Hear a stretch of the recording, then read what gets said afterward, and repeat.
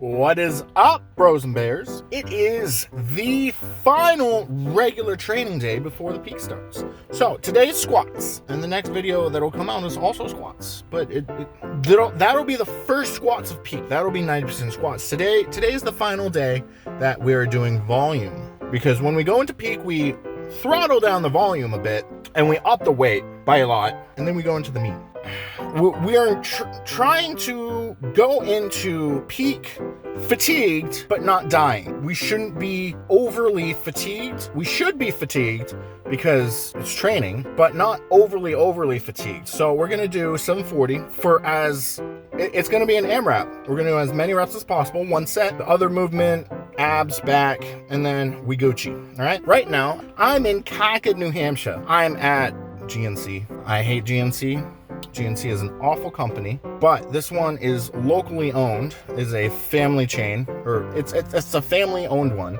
So they're not as scummy as regular GNC, which I was employed with for a bit. GNC can suck my dick. We are picking up magnesium. Very important, difficult to get through, proper diet. It's one of the few things that Stan Afferding suggests that you supplement with. I'm also picking up zinc and selenium. Zinc allows your body to naturally use your natural testosterone, any testosterone flowing through your system. It is more efficiently used and utilized and better utilized along with zinc. And we are getting selenium because that helps with thyroid, with the extracurricular stuff that I have heard people take. There is the things in which inducing cutting, not through diet, such as clenbuterol, Winstrol.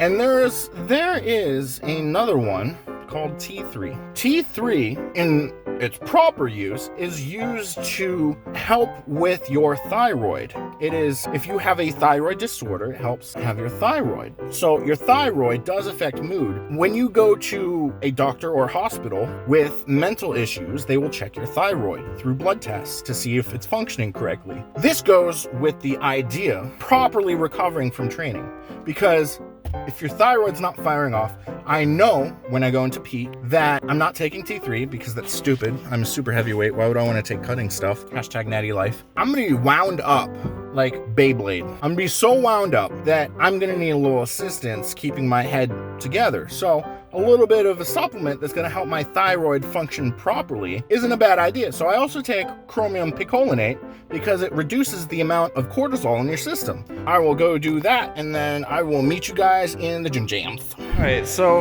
I'm going to include my last warm-up, 685, 55-pound bar, 7 plates, for no particular reason. And if you want to complain about it, tell your mom, and she'll inform me next time she's making me waffles for breakfast.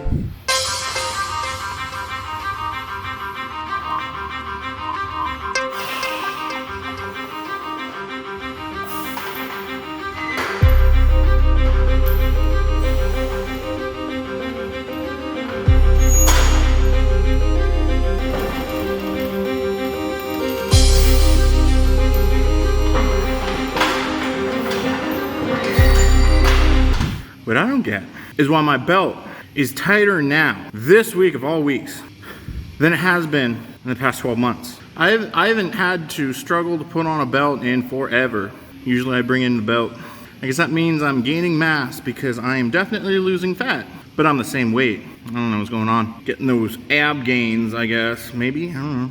My blood pressure is lower. I got that going for me.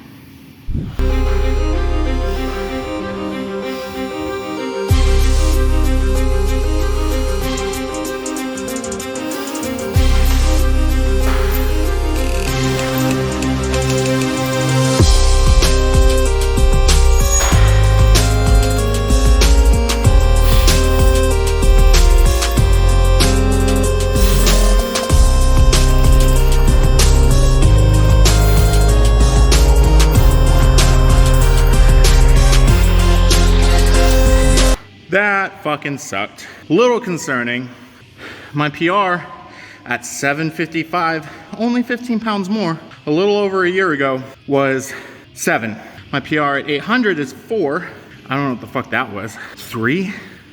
Like, what the fuck? That's not okay. It's not okay. It looks good, but I'm not happy with it. Not happy at all.